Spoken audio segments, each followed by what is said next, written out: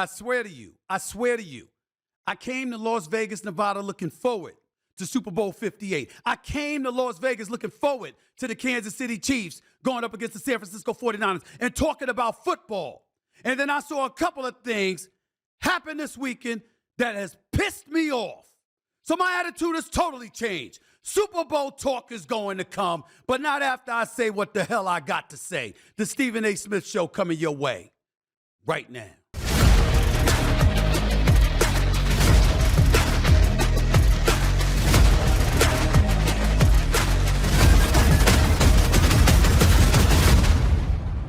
What's up, everybody?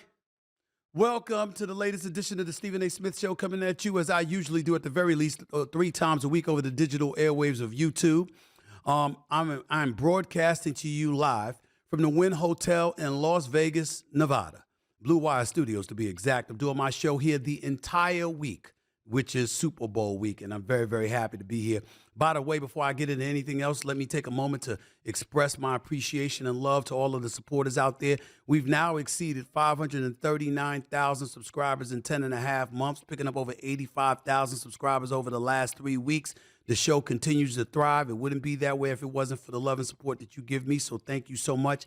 I deeply, deeply appreciate it. We'll probably be at about 540,000 within the next hour or so. Okay, can't thank y'all enough. Keep the love coming, and I'm going to keep on coming. Continue to like and follow the Stephen A. Smith Show right here on YouTube. Just click the bell and get notified of all of our new content, and bam, there you'll have it. And by the way, as I always ask, since that's not the only thing, this podcast is not the only thing I have to thank you for. I have to thank you for making me a New York Times best-selling author. My book, Straight Shooter, a memoir of second chances and first takes, is now in paperback. So go to straightshooterbook.com to get yourself a copy. There's a few things I want to get into. Before I get into the stuff that I really, really want to get into, let me take a moment to do something that I never do. And that's call out the parent of an athlete.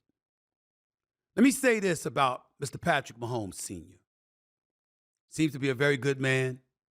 Obviously did an incredible job raising his son, incredible parent, and what have you. I'm not here to judge.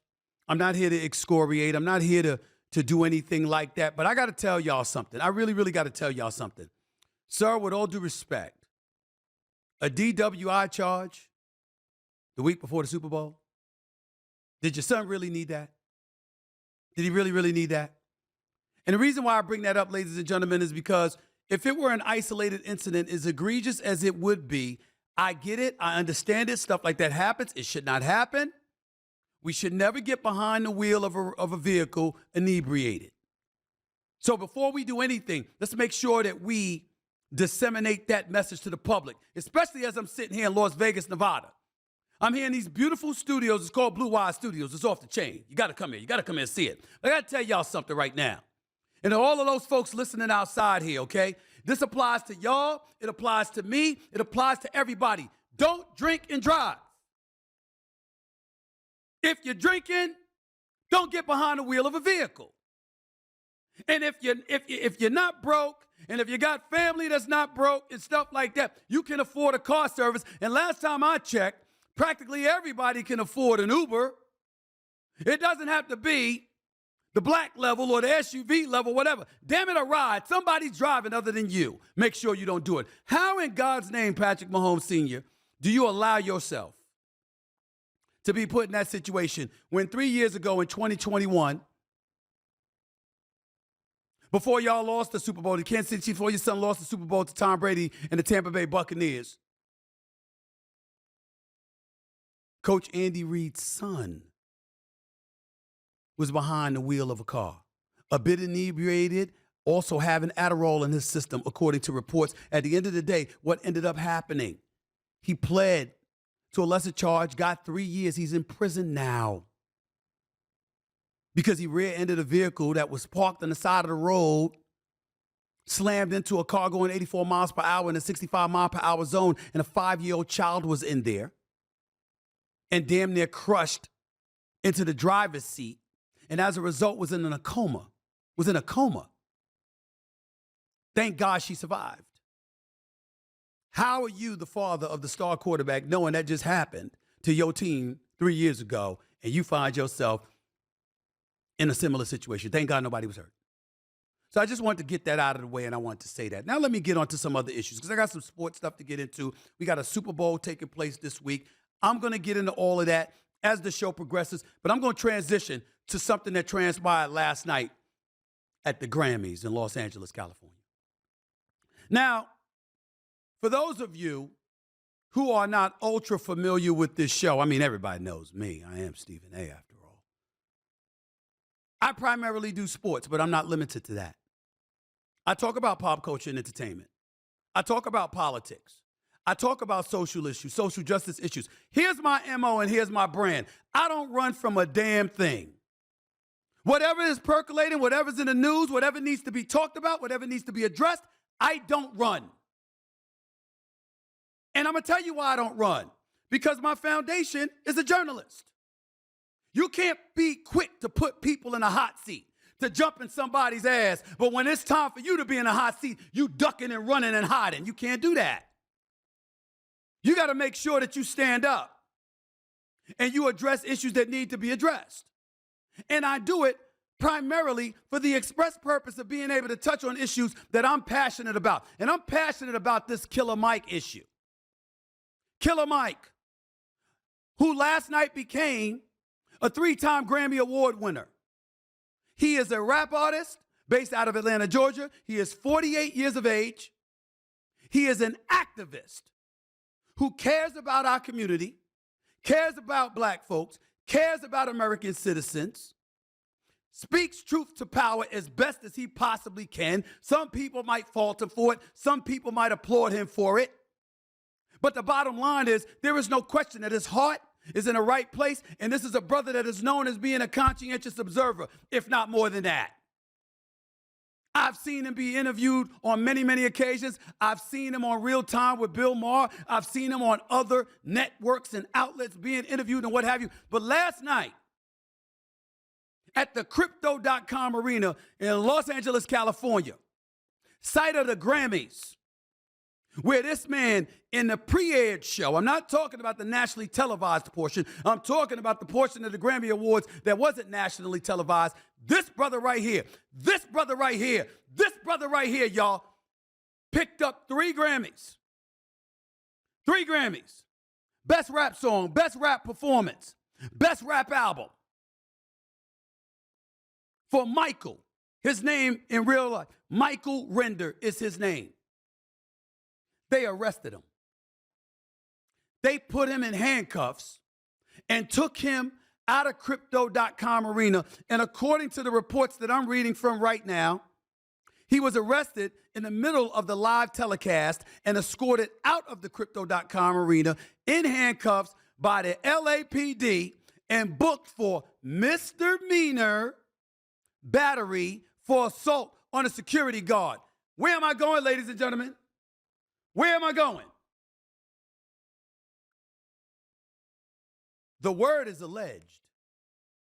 Now, alleged to have hit a security guard. Nobody's condoning that. Nobody's condoning violence. Nobody's saying if he did do that, that he shouldn't be made to pay a punishment for it. I don't know what happened. We know the key word there is alleged. Will Smith wasn't alleged. With over 100 million people watching, Will Smith, one of the greatest actors, one of the biggest movie stars, walked from his seat up to a stage, slapped the living shit out of Chris Rock, went back to his seat, and said, "Keep my wife's name out your effing mouth," while the cameras were rolling, not once, but twice. That was in L.A. That was in L.A., y'all. It ain't like the Oscars took place in New York and the Grammys took place in L.A. or vice versa. The Grammys were in L.A. The Oscars were in L.A. The same LAPD officers that came and took Killer Mike out in cuffs, knowing the cameras were rolling, putting him through a perp walk, is the same LAPD that let Will Smith slap the living hell out of Chris Rock, go back to his seat, cuss him out on national television with additional threats, then go up on stage minutes later, accept the Oscar that he had won, the first in his career, and then after that, let him go to an after party. That's what happened. What's up with that, y'all? How come I'm not hearing anybody talk about that? We talking about Killer Mike being arrested. Why are we not talking about the discrepancy? Where's it at? Inquiring minds want to know. Because you see, you don't have white America to call out on this. Oh, he's a white guy. That's why he got away with it. But the black guy got arrested. No, the black guy got arrested and the other black guy didn't. Now what we gonna say? Now what we gonna say? It was in L.A. The LAPD, the same LAPD that was at the Oscars, is the same LAPD that was at the Grammys. What you trying to say? Now, I'm not sitting up here advocating like I wanted Will Smith to be arrested. I applaud Chris Rock for not wanting him arrested. But what I am saying, however, is I need an explanation for that. Is it star power? Well, Killer Mike ain't on the level of Will Smith, and that's why Will Smith got preferential treatment compared to Killer Mike? Is the Grammys, because we're talking about musicians and hip-hop artists, whether it's hip-hop artists, rock and roll stars, or whatever, that their audience is different from the Grammys, or the participants at the Oscars is different than the participants at the Grammys? What's up? Where's the explanation? See, this is why somebody like me is in the position that I'm in. Because when stuff don't smell right, I say it don't smell right. If it walks like a duck and quacks like a duck, I don't call it a damn mongoose. Sunday Ray. Black activism. Is that the problem? You know, throughout history, whether it's, and certainly not comparing Killer Mike to this, and personally speaking, I wish his name wasn't Killer Mike. I wish it was something else, Mike. I don't like the word killer preceding your name. That's just my personal opinion, but do you? But throughout history, many people have argued. Those who get excoriated, those who get terrorized, those who get harassed, whatever the case may be, is usually money involved. Whether it's a Malcolm X, it's a Dr. Martin Luther King, or various other folks. Again, not comparing Killer Mike to those folks. But when you start talking about economic empowerment, is it a problem? Ladies and gentlemen, take a look at this perp walk they put this man through. Look for yourself. It's right there. How do you do that when you know you had let Will Smith off the hook? I got white comedians and white actors who have been on the record, Jim Carrey included, saying Will Smith should have been arrested. And again, I'm not wishing that for Will. I love Will Smith. I love his work. I don't know him like that, but I love his work. Strong admirer of his. I've never looked at him as the same since that incident. And it's personal in a sense. Now, some would think it's personal because I know Chris Rock and that's my boy and I love him. And we are friends. That ain't the reason. I don't think Will Smith would have slapped Ricky Gervais. I don't think Will Smith would have went on stage and slapped Bill Maher. I don't think Will Smith would have went on stage and slapped Jamie Foxx. I don't think Will Smith would have went on stage and slapped the Snoop Dogg. He damn sure wouldn't have slapped the Mike Tyson, Michael J. White, The Rock, Dwayne Johnson. He wouldn't have even slapped Kevin Hart.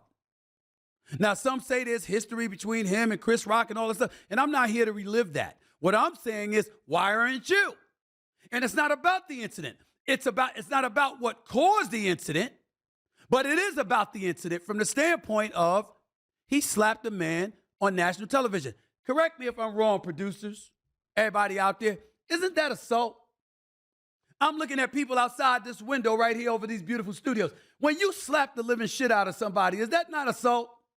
I think that's assault. Last time I checked. So this man slapped somebody on national television. I'm sorry, global television. The world was watching the Oscars. The world. He slapped that man. And the LAPD did nothing. And you talk about a reversal of fortune. I mean, I understand we watched OJ with the white Bronco. And we know that if that was the typical ordinary black dude, his ass would have been run off the road in that white Bronco. And he wouldn't have got to his house. And Al Cowlings wouldn't have been able to hold off the LAPD with this 10-mile, 15-mile, whatever, however long the ride was to Brentwood. We know better than that. But the bottom line is, there was preferential treatment. I'm telling you, to a far more innocuous or far less harmful degree. Why are we talking about that today? Killer Mike has been in the game for 2 decades. Never won a Grammy before. And on the night that happened, best rap song, best rap performance, best rap album. Not only was it his first, he got 3 in one night. Clean sweep in all categories. I mean, think about that for a second here. During Black History Month, no less. And this man who publicizes what he feels, who puts his conscientious observations on Front Street, who has fought on behalf of the desolate and the disenfranchised for years. You arrested this man. You put him in handcuffs. You could listen to what I'm saying, LAPD. If the man slapped if he put his hands on a security guard or whatever, I get it. That's not what we're talking about here. We're talking about the discrepancy. You couldn't have waited till after the Grammys? You couldn't have done that? You did nothing to Will Smith, even though the director was black, Will Packer, first black director in the history of the Oscars. You had blacks winning Oscars that night.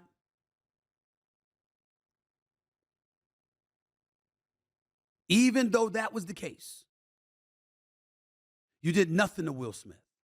Nothing. But you arrest this man and you take him out in cuffs. I need an explanation for that. I truly do. Let me tell you what I don't need an explanation for. And let me tell you this right now. I don't need an explanation for what Jay-Z did last night. I can tell you that much. Because Jay-Z, I cannot believe what the hell is wrong with some of us in this country. I mean, I understand that people need clicks and people try to create headlines. I get that. I mean, they do it to me all the time.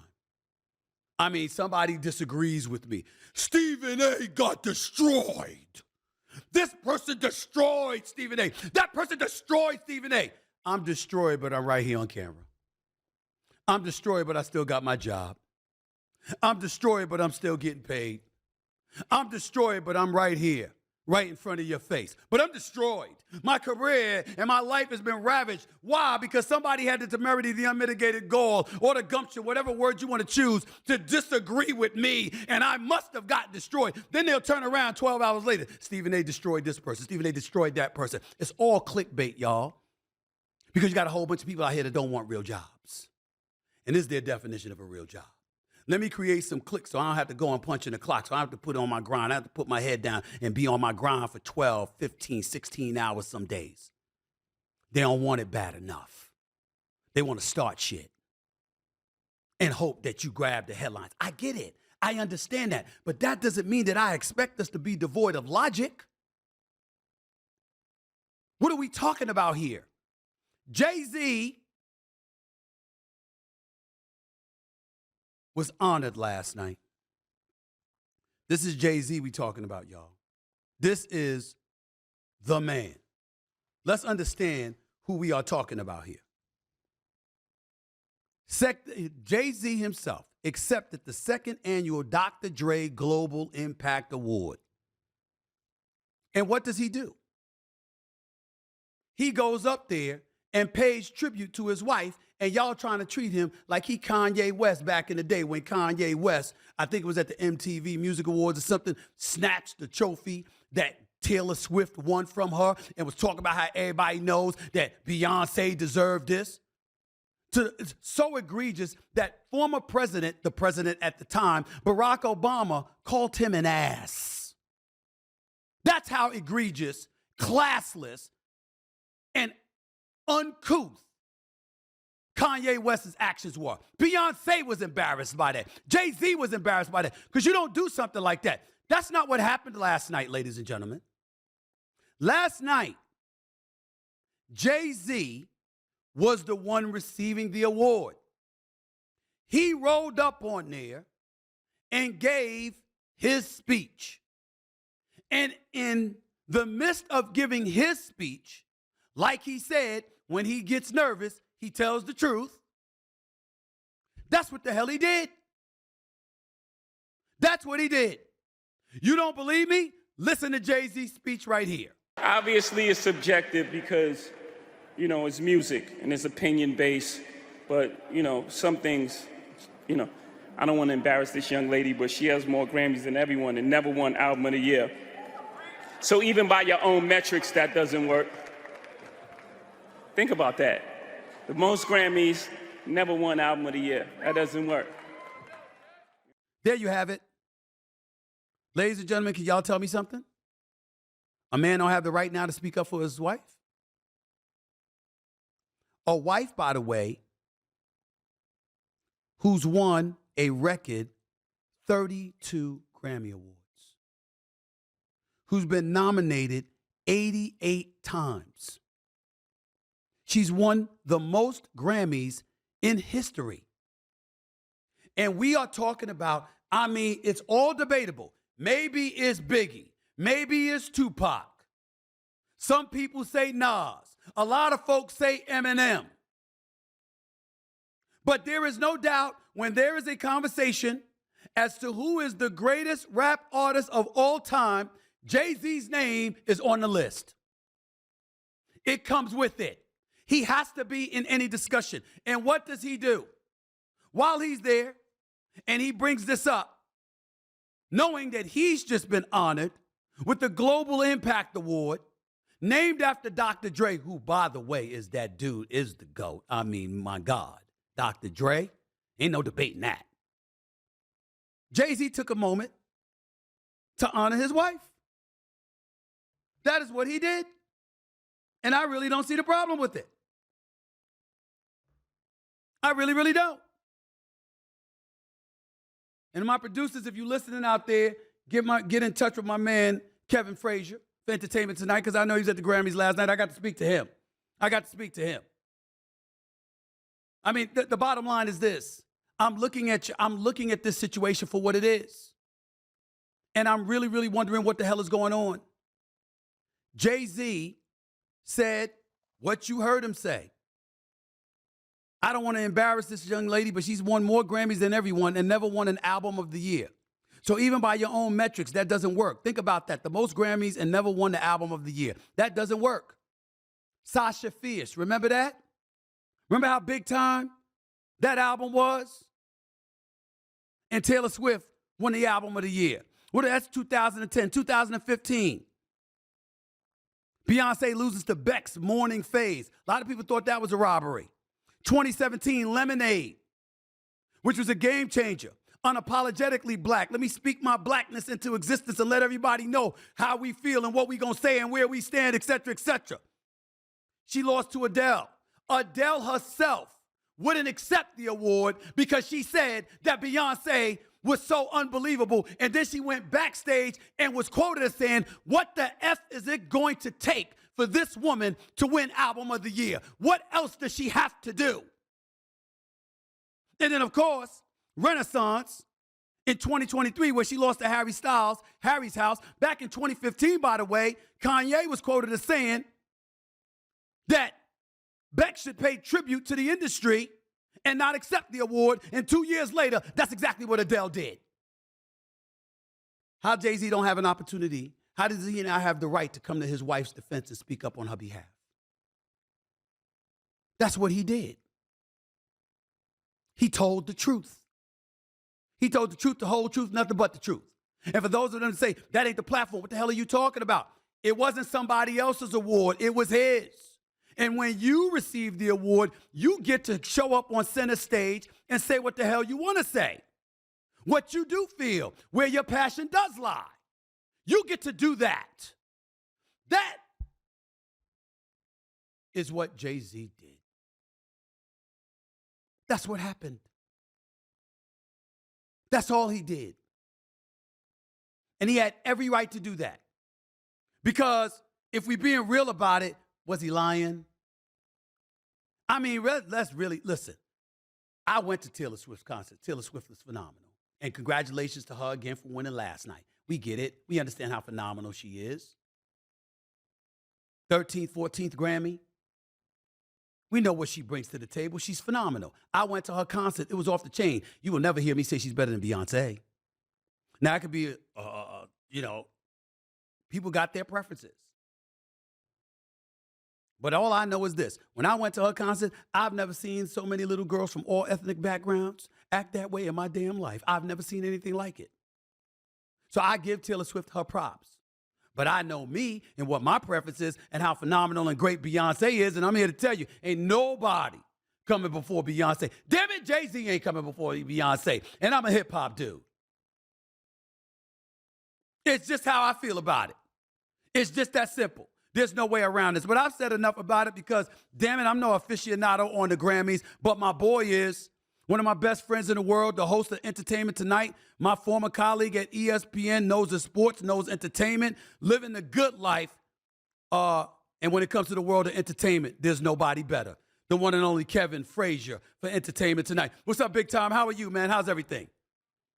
I'm good. Just listening to you. But this Beyonce thing is, it really bothers me that people are upset with Jay-Z. Yes. Because the data backs up what he was saying.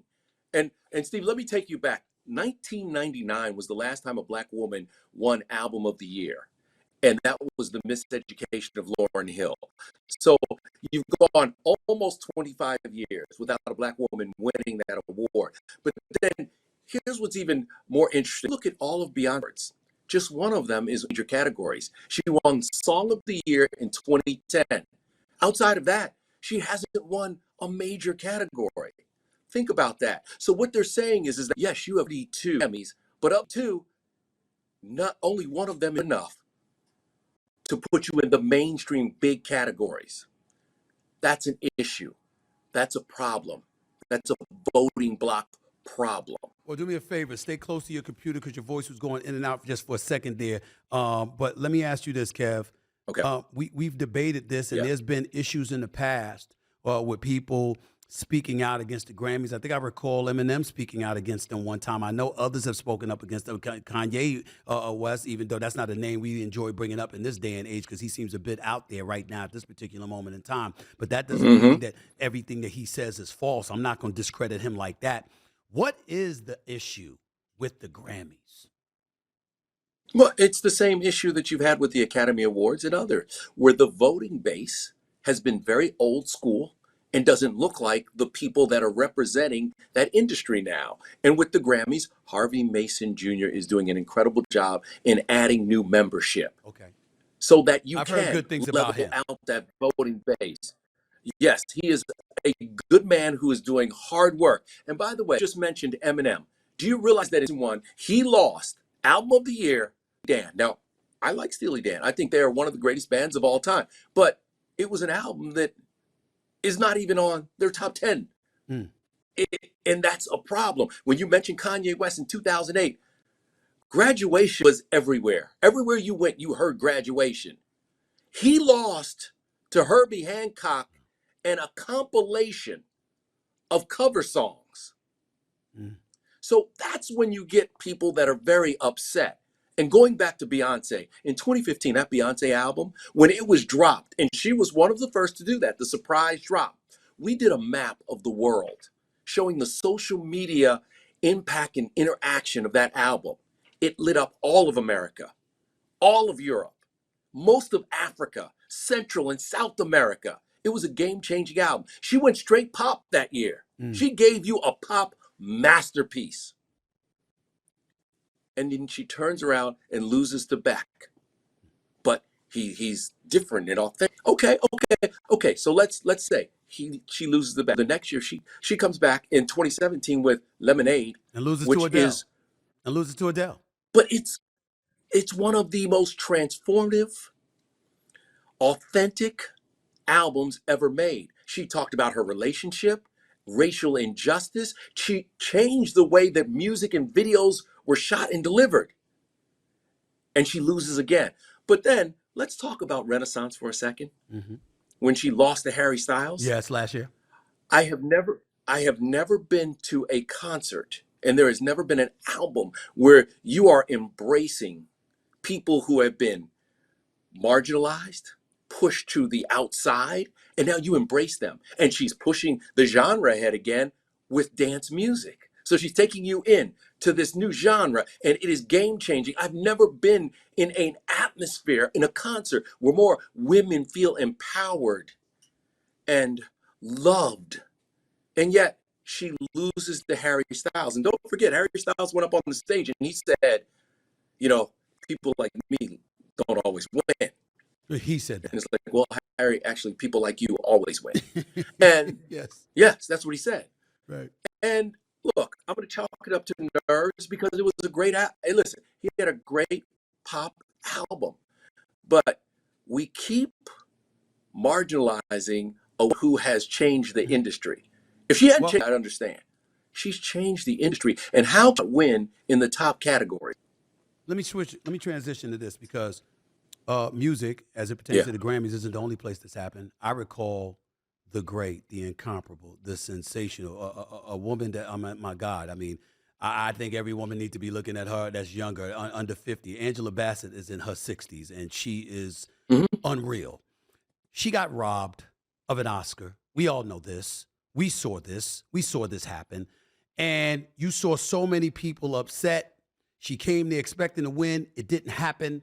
So it's not just with musicians. It's with artists, period. On the music side, on the acting side, it seems to be something that they're trying to bring rapt attention to in Hollywood. I'm asking you, Jay-Z goes out there last night and says, we got to keep coming. We got to keep coming. We got to keep making noise. Yes. I wonder how plausible is it? Because you see somebody like Eminem, who's not black, but he represents the culture, and what he does with his music is phenomenal.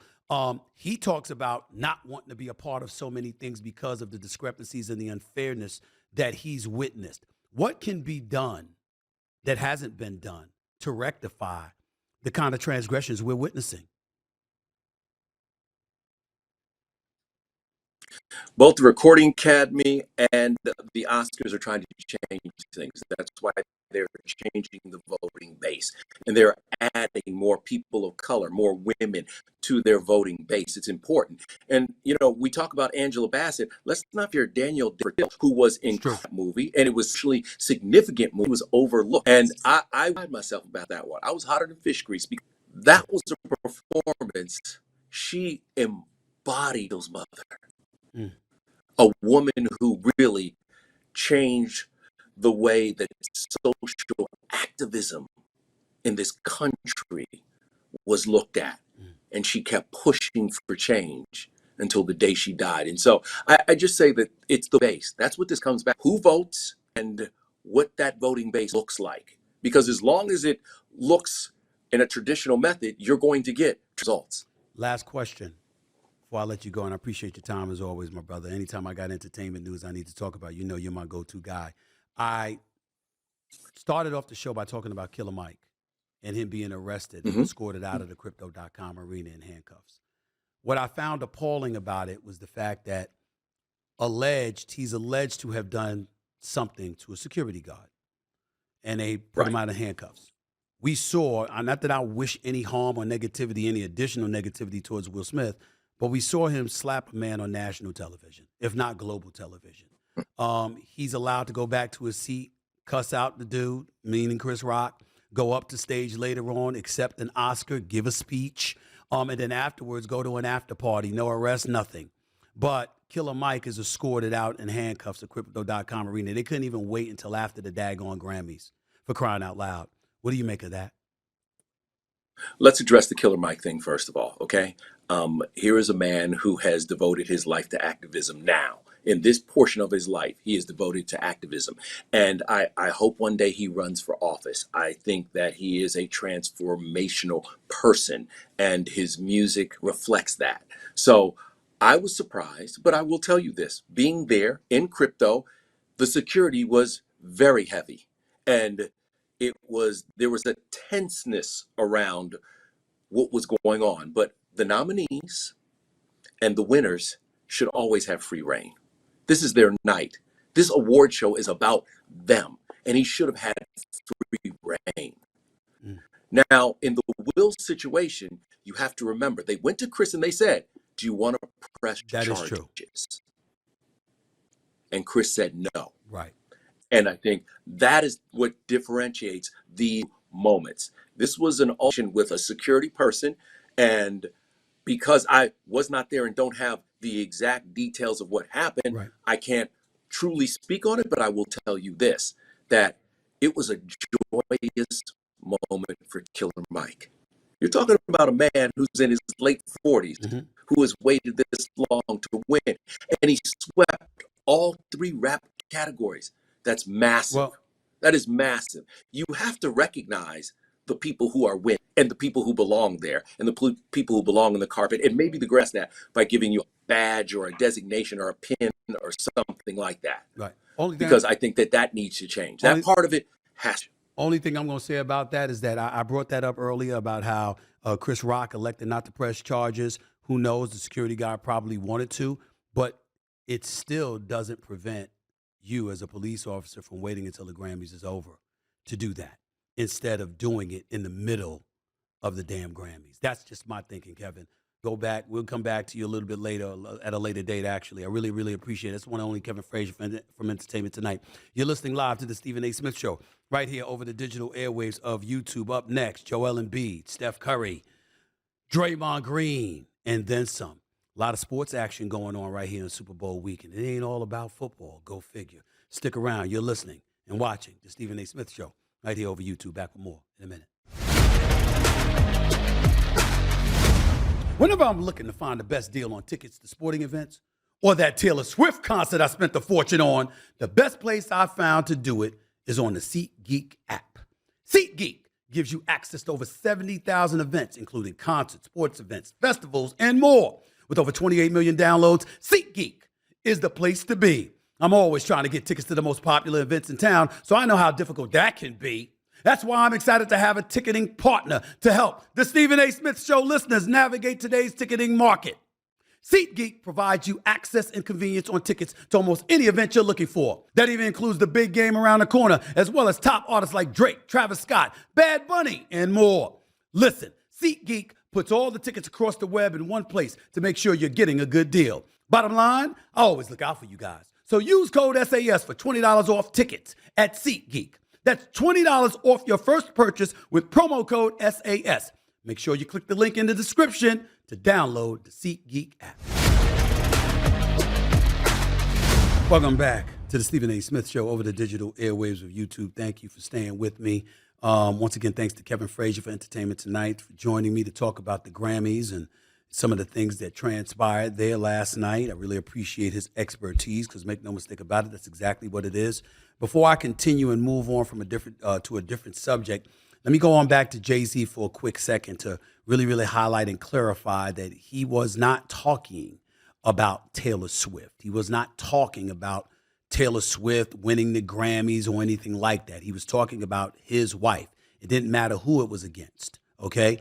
Beyonce has lost Album of the Year to Taylor Swift. She's lost it to Harry Styles. She's lost it to Adele. She's lost it to Beck. So the bottom line is that when she's gotten nominated for these awards and she hasn't won, despite the fact that she's won 32 Grammys, Jay-Z's position wasn't about the fact that Taylor Swift won because his speech and the award that he received was about 15, 20 minutes before he had even known, and we had even known, that Taylor Swift had won Album of the Year. So let's be very, very clear about that and make sure it's not one of those situations where people are implying that he in concert with me is proclaiming a woman against woman kind of thing. That's not what this is about. I'm glad. I hope y'all got that message, and I hope y'all received the clarification that needed to be provided in that particular situation. Let me move on to a different subject and back to my lane, and that's the world of sports, because there's a guy by the name of Cliff Kingsbury who's just named the offensive coordinator for the Washington Commanders. And why should this be of interest to folks? Because this is America. And we like to have the veneer, the ambiance, the facade at the very least, of fairness. And I'm trying to figure out where could possibly anybody capture that at this particular moment in time when it comes to this guy. I apologized on national television this morning to Cliff Kingsbury for what I needed to say, because it's not his fault.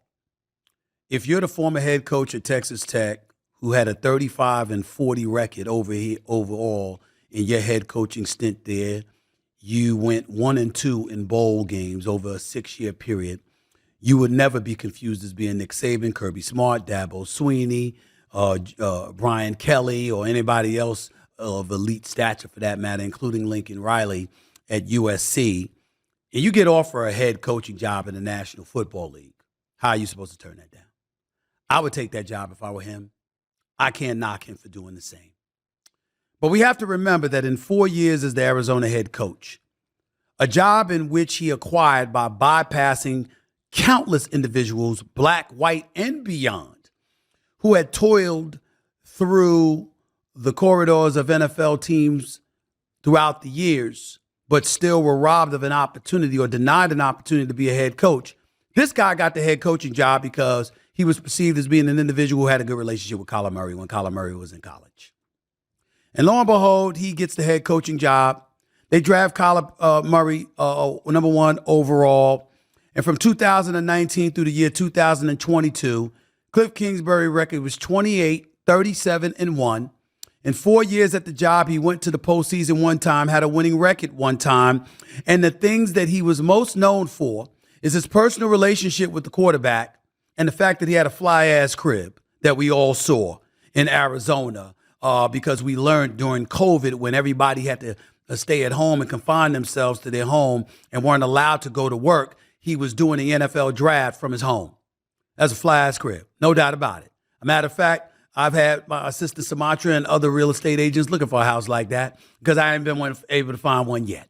Maybe I got to go out to Arizona and check it out. But if they got coyotes out there, I'm not doing it, but that's beside the point. My point is that Cliff Kingsbury did nothing to get the job and then promptly got the head coaching job in Arizona and proved over a period of time that he didn't deserve the head coaching job to begin with. Well, here he is again, except this time it's not as a head coach, it's as an offensive coordinator. And it's not just as an offensive coordinator, it's for the Washington Commanders. A Washington Commanders team that was recently purchased for over $6 billion by Josh Harris, the owner of the Philadelphia 76ers and the National Basketball Association, by the way, who a part owner is Irving Magic Johnson, okay?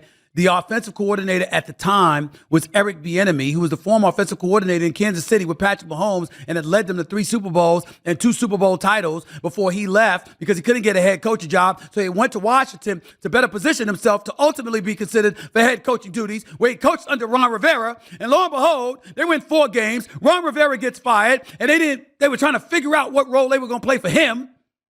And then they turn around after hiring Dan Quinn, who last we saw was the defensive coordinator in Dallas, that did a damn good job until he was getting romped 48-16 with 6 minutes left in a playoff game against the Green Bay Packers with a quarterback in Jordan Love, who was quarterbacking in his first playoff game ever. That Dan Quinn. And now here he is as a head coach. And he hires Cliff Kingsbury. Cliff Kingsbury. And by the way, ladies and gentlemen, I don't even have a problem with that. Let me tell you where I have the problem. They're saying it's possible Kingsbury was the choice because Caleb Williams, the presumptive number 1 overall pick coming up in this year's NFL draft out of USC, Guess what? Wait for it. He has a close relationship with Cliff Kingsbury. Don't y'all find that amazing? So we ain't talking qualifications. Because you certainly didn't have him at Texas Tech, and you damn sure don't have him at Arizona. Cardinals, NFL. But he's got a personal relationship. Well, why ain't he the player personnel director? He's got a great relationship with quarterbacks. Well, why ain't he the quarterback coach? Why you gotta be the offensive coordinator? Which everybody knows in today's day and age, when you're a head coach, you're getting plucked from the corridors of offensive coordinator or defensive coordinator jobs in the National Football League. So once again, a person that did nothing, looks good, got a boyish smile, got a fly crib with limited credentials. He's the new offensive coordinator for the Washington Commanders, but Eric Bieniemy, who's got 2 Super Bowl titles on his resume, by the way. That Eric Bieniemy, he's out of a job, looking for his next opportunity.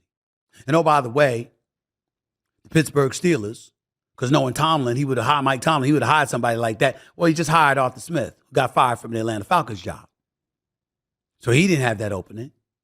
Eric Bieniemy, who coached Patrick Mahomes for the first 5 years, who joined with Andy Reid in calling plays, who Andy Reid vouched for, deserves strong head coaching consideration, and deserves to be a head coach in the National Football League. He's out of a job. But Cliff Kingsbury has a job. And we got these young pups like Caleb Williams talking about my dog, my dog. But brothers with qualifications on the outside looking in. Go figure. Go figure. Another subject that I want to get into is Joel Embiid for the Philadelphia 76ers.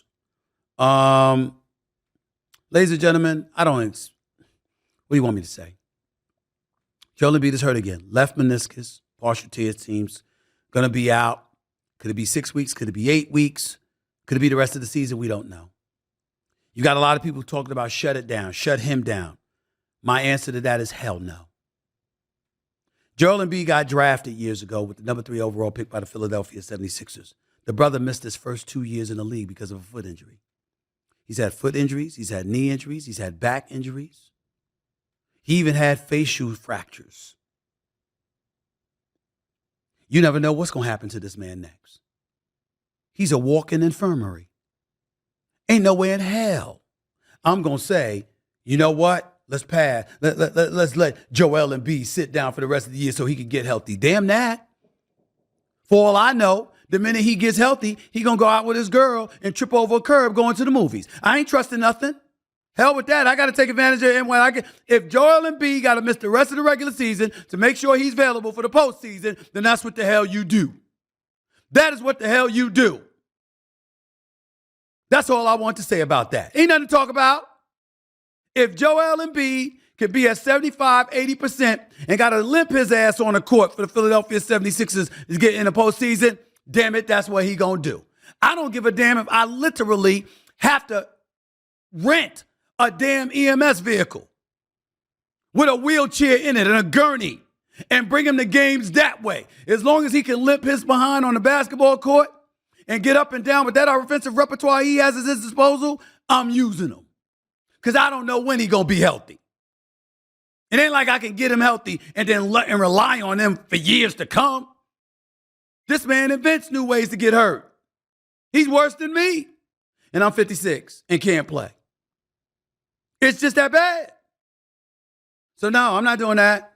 No, we going to use Joel Embiid. If I'm the Sixers, hold on to him. And if there's a snowball's chance in hell that he could give you anything in the playoffs, use him. I don't care if he missed the next 35 games. Use him. That's where I'm at with it. Sixers will nosedive, no doubt about it, because Maxey and Tobias Harris and them can only do so much to carry the team, and we all get that, but it is what it is. Now let me move on to a last subject that's near and dear to me before I go to break, and that is Draymond Green of the Golden State Warriors. Now recently, Draymond Green and I had a difference of opinion because he was talking about how this stupid rule, this 65-game rule that prevents you for winning league MVP or all NBA honors and stuff like that, because you got to play a minimum of 75 games, and folks making players feel compelled to go out there. Now he went out there, Joel Embiid, and Jonathan Kuminga, the Golden State Warriors, falls on his left knee, and look at him, he's out. And LeBron James alluded to the same thing the other day. Stop. And that's what I said. And my focus and my attention was not on what Draymond was saying about Joel Embiid per se. It was on the fact that these stupid rules that are in place, he's negating the fact that the players brought it on themselves. Because the generation, the new breed of players today use every opportunity they can to take time off. Now, some of it is not of their own volition.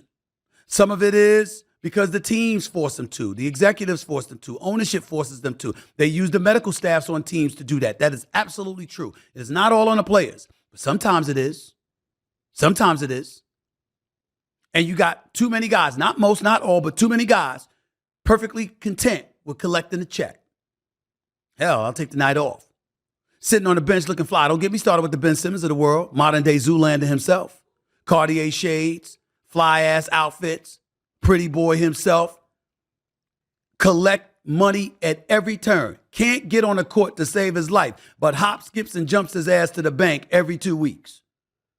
Make sure his account is full. Obviously, I'm being facetious because he doesn't have to do that. Just open his laptop and go to the email or to his account. But that's beside the point. Draymond Green spoke up and spoke out because he disagreed with my assertions in that regard. And here's what he had to say in direct contrast to what I threw out there about him. MVPs are hard to come by. He has one. So Joel Embiid on the verge of getting his second one. And he's essentially possibly going to miss extended time because of a rule that's aimed at players resting when healthy.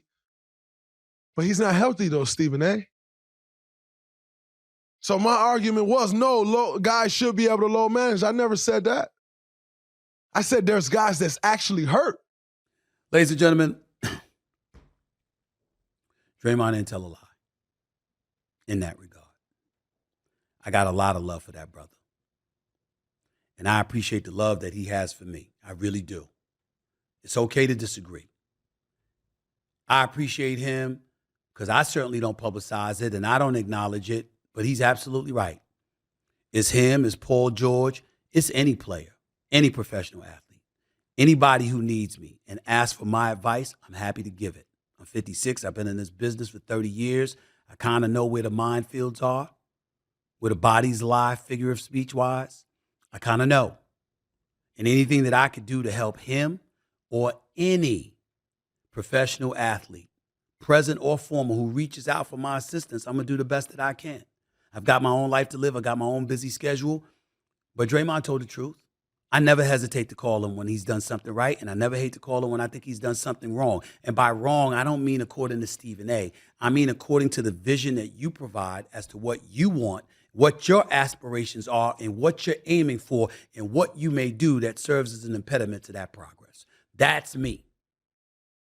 I would do it for any of them. Any of them. I don't give a damn who it is. Melo, he's got his podcast with Kid Mero.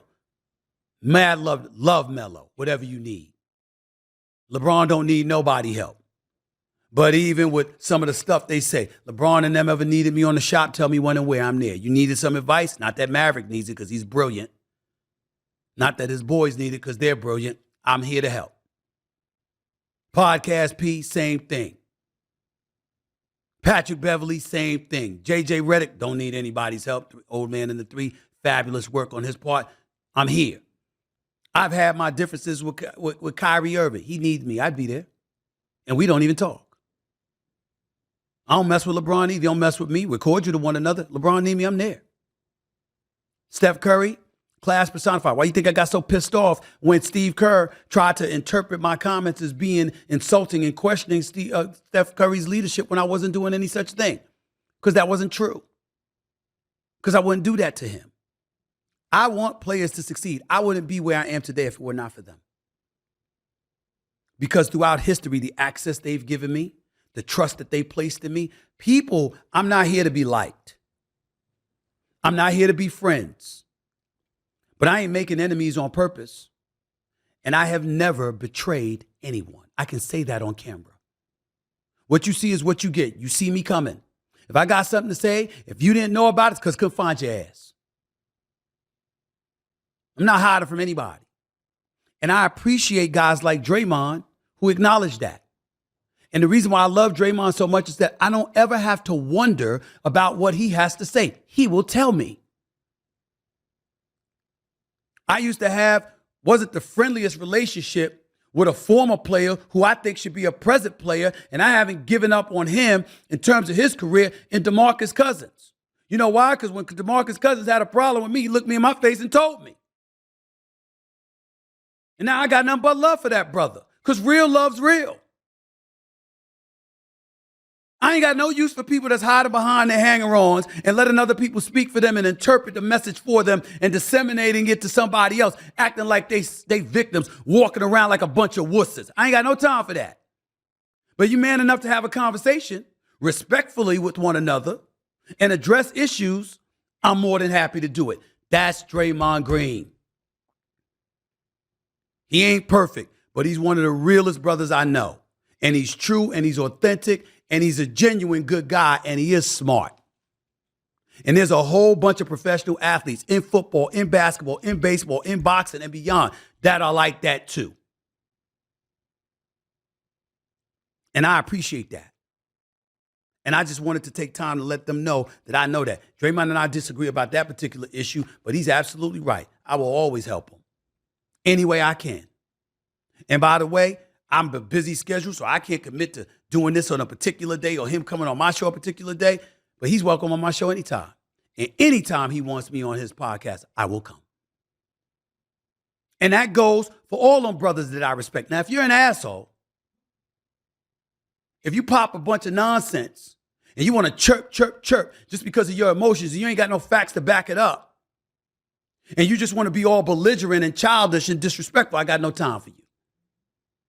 I'm a grown-ass man with jobs. I got things to do. But if you're respectful, you want to have a conversation, and you want to take Stephen A., and you want to put him in a hot seat, name the time and place I'll show up. On my podcast or yours. Whoever it is. But I got to respect you. I got to have the time too, but I got to respect you. You can't be an ass. Don't want to listen to facts, because I'm going to have receipts. Be clear about that. Draymond's my man. And bro, anytime you want me on, man, anytime. Whether I agree with you or not, it don't matter. You can sit up there and look at something that I said and have a problem with it and want to challenge me on it, on my podcast or yours, anytime. That goes for any of y'all out there. If I respect you. If I don't respect you, I'm going to tell you your face, no, I don't respect you. Hell no, you ain't doing that. You ain't taking up my time. Outside of that, the only thing that would stop me is a compromised schedule. Other than that, name the time and place. I'll show up. More of the Stephen A. Smith Show in a minute. Something very, very important that I wanted to touch on. It involves a lot of what we're talking about. And immigration. What the hell am I talking about? Stick around. Stay tuned. More of the Stephen A. Smith Show in a minute.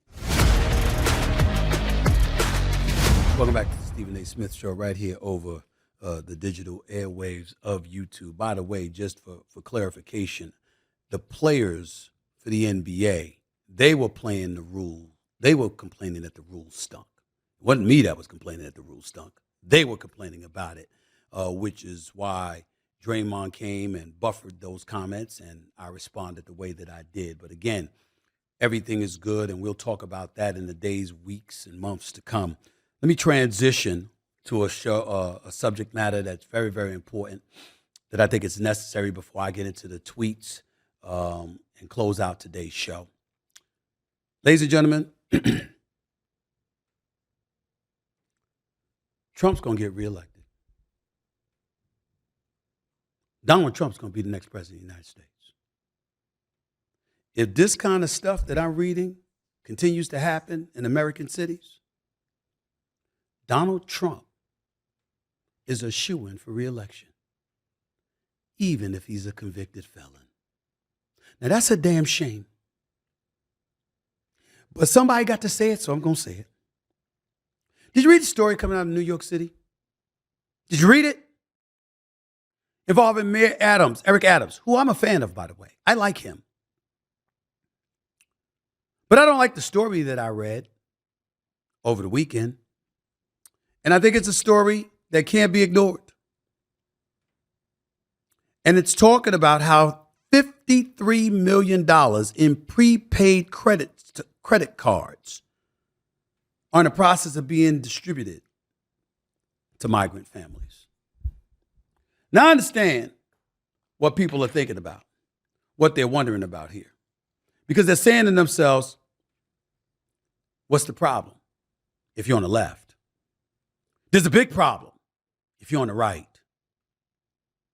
No, it ain't that simple. We have to understand that we don't want people eating out of garbage cans. We don't want people starving. We don't want people separated from their children and children separated from their parents. We don't want this. We don't want to be cruel and inhumane. But illegal immigration has become incredibly pervasive since the Biden administration has taken office. We all know that he's capitulated to the extreme left. And even though we wouldn't say specifically and definitively that the borders are open, every time you turn around, particularly in states like Texas and Arizona, and to a lesser degree, California, it is an extreme problem.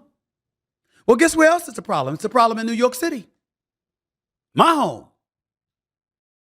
And I got to tell you something right now. If it wasn't for my daughter being there, I'd be gone. Don't like what I'm seeing. But it's not just because of migrants or illegal immigration. It's because it's mayhem. Folks don't know how to act. It's not an accident that the former president keeps bringing up law and order, law and order, law and order, because those are catchwords. Those are the kind of things that make you go to the polls and vote out of fear. And it works. Throughout history, it has worked. But now this is a different kind of fear, but a fear tinged with frustration. Because when you hear about migrants receiving $53 million in prepaid credit cards, the Eric Adams administration in the mayor's office in New York City will tell you it's going to save about $600,000 a month. But that's not how poor people are looking at it. You know what black poor people are looking at it like? You know what Latinos who happen to be poor that arrived in this country are looking at it like? Where that money come from us? I could have used it. I could use the extra $500 a month. I could use the extra $1,000 a month. I could do that. They want to sit up there. I just want to read some of this stuff to you because I want to make sure that we put it in its proper context. New York City will soon launch a $53 million pilot program to hand out prepaid credit cards to migrant families housed in hotels, according to the report. The New York Post has reported that 500 migrant families at the Roosevelt Hotel will receive prepaid cards to help them buy food. The program is intended to replace the current food service provided there, the Post reported. A spokesperson for Eric Adams said, quote, not only will this provide families with the ability to purchase fresh food for their culturally relevant diets and the baby supplies of their choosing, but the pilot program is expected to save New York City more than $600,000 per month and more than $7.2 million annually. Here are the stipulations. Migrants eligible for the program must sign an affidavit stating they will only spend the funds on food and baby supplies or else they will lose access to funds, the report said. Another stipulation, the amount available to each family depends on their size and how much income they are receiving, according to a contract reviewed by the Post. A family of four might be provided nearly $1,000 each month or $35 per day for food. If the pilot program is a success with the initial 500 migrant families, it'll be expanded to all migrant families staying in hotels, which is currently at $15,000, according to this report. More than 150,000 migrants have arrived in New York City since 2022, overwhelming city resources as Texas Governor Greg Abbott has bused asylum seekers to New York. Now, there are people who are absolutely appalled by that, playing around with lives. Fair enough. Mayor Adams has decried the bus arrivals as a humanitarian crisis and said that providing food and housing for the migrants will cost about $12 billion over 3 years. Adams traveled to Latin America on a tour to dissuade potential migrants in Mexico, Colombia, and Ecuador from attempting to come to the city, saying the city, quote, is at capacity, end quote. Let me say this to Mayor Eric Adams, who I respect. That may be one of the dumbest things I've ever heard a politician do. You're going to travel to a country that's starving, that's desolate, that's impoverished, that's desperate to come to the United States of America, and you're going to beg them not to cross borders into the United States and end up in New York City rather than going to politicians right here in America from different states like the Abbotts of the world, the DeSantises in Florida, Arizona, and beyond, and talking and negotiating with them? You're going to go to citizens and politicians in Latin America, Mexico, Colombia, and Ecuador to ask them for assistance? Have you lost your ever-loving mind? That makes no sense. That's about the worst plan I ever heard in my damn life. Why would they listen to you if they're desolate and starving and in desperate need? So much so that they come here, and even for $1,000 a month, that's exponentially better than whatever conditions they're facing in their respective countries. Why would they listen?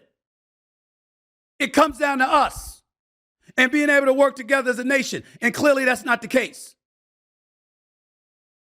And so when you have this kind of mayhem going on, which, by the way, doesn't surprise me at all because it's an election year. And usually this stuff gets highlighted and illuminated even more during election time. That's how they like it. So you can pick and choose. What it came down to for me is this. I see homeless folks in the streets of New York all the time that are American citizens. I damn sure see them in California. We've got poor, impoverished, starving people who were born and raised in this nation. How in the hell do we come up with a $53 million pilot program for illegals, but folks who are here legally are born here, we don't have enough for them? Just like we could come up with billions for Ukraine, but somehow, some way, we can't fix the homeless problem. I'm down for helping Israel. I'm down for helping address the situations with the Israeli-Palestinian conflict, okay? I'm down for helping the Ukrainians and fighting off Russia. What about poor and desolate citizens here? How the hell do you print money for foreign countries, but you don't print that money to help eradicate folks that are starving right here in the streets of America who were born and raised here? This is what I'm talking about. And so when you have something like that, what's the one way to eradicate it? Yes, you got to have a flourishing economy. Yes, you can't have inflation. Yes, you can't be on the verge of a recession. Milk don't need to cost $7. Bread don't need to cost $5. Don't get me started with how much sugar costs. You can talk about employment all you want to. You can talk about the labor participation rate. But guess what? If you ain't making no damn money and you got to get 2 jobs to pay the same prices or to buy the same amount of stuff that you used to buy and the price is higher than it used to be because of inflation, then guess what? What are you really accomplishing? That's why Trump is on the verge of getting elected, reelected. Because when he was in office, there was a flourishing economy. There was a whole bunch of other problems. And I personally think his return to the presidency is going to be civil war in this country because he's going to be desensitized to bringing anybody together because he's going to be on a revenge tour to get back at everybody who went against him. And I think it could be the worst possible thing for the country. But I can't blame 50 Cent, for example, when he sits up there and he's tweeting, Eric Adams, I need you to explain this to me. What the hell is going on? Maybe we should consider Trump. When he says something like that, like you can see right here, what he's saying when he said it on his social media pages, I can't blame 50 Cent for that. You want to sit up there and excoriate Ice Cube now when he didn't pick sides in 2020, when he wasn't telling you to vote for Biden or Trump? He was just saying, yo, I want to present a plan for Black America and see who's willing to listen. And Trump gave the okay and the impression he was willing to listen. You want to call Ice Cube a sellout now? Trump got 12% of the black vote in 2016. He got 16% of the black vote in 2020. They're projecting he's going to get more than 20% of the black vote in this upcoming election. That's what they're saying. And who's to say black folks would be wrong to vote for him? I told y'all before, I am no Republican. I voted for one Republican in my life. That's Governor Chris Christie in New Jersey because I thought that Corzine was a disaster. I voted for Clinton. I voted for Al Gore. I voted for Barack Obama twice. I voted for Biden, despite the crime bill that incarcerated a whole bunch of people in the 90s that looked like me. I shoved all of that aside. All of it. Because I knew how divisive Trump would be. But as we sit here now, and we watch something like this transpire, where there seems to be more rapt attention being paid to folks who are not even here illegally, nor are from this country, yet we want to turn around and ignore us. Black folks, Latinos, and beyond, who are impoverished and are in need. We know why you're doing it. Because you want that voting block. So once again, ladies and gentlemen, what did I say years ago when I used to give speeches and say I wish for at least one election, everybody vote, every black person in America votes Republican? Remember when I used to say that? You know why I used to say it? Because you'd have to flatter us from that point forward. You couldn't just take the black vote for granted. You'd have to show us what you're bringing for us, what you're delivering to the table. And oh, by the way, it's not just addressing recidivism in the prison system. We need more than that. We deserve more than that. And we certainly don't deserve to be ignored because others who are in this country are being given stuff that's never given to us. I'm talking about my black and Latino brothers and sisters. Come on, y'all. Come on. Let's go to the tweets before I get on out of here for the show. Today's fan segment is brought to you by our newest sponsor, the #1 rated ticketing app, SeatGeek. And this is at Ryan Furlong. He writes, Stephen A., do you think Roman Reigns should face The Rock or Cody Rhodes at WrestleMania 40 in Philadelphia? The Rock. I like Cody Reigns. I like Cody Rhodes. But he ain't The Rock. Can you smell what The Rock is cooking? That dude. The man, the myth, the legend, him. Just the fact you can have him on the card. Him against Roman Reigns. Cody Rhodes, love you, bro. Respect you. You big time, but step aside. It's The Rock, baby. It's The Rock. That's the easy question. That's the easy question. Next one. At Stebbins tweets, right? Did Tony Soprano have the makings of a varsity athlete? Absolutely, positively not, unless you wanted to look at him as an offensive lineman in the National Football League or a wrestler. If you're asking for one of those, sure. Tennis, no. Basketball, no. Boxing, no. UFC, no.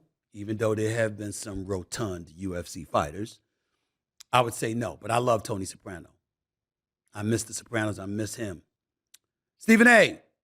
At OX Deadeye writes, Marvel or DC? Marvel, baby. Black Widow, Captain America, Hulk, Thor, yes. Marvel, not the DC. No, Marvel. I'm going with Marvel. Stephen A., what do you think winning? Who do you think, at You Love Loss, LOS. Who do you think is winning in a street fight?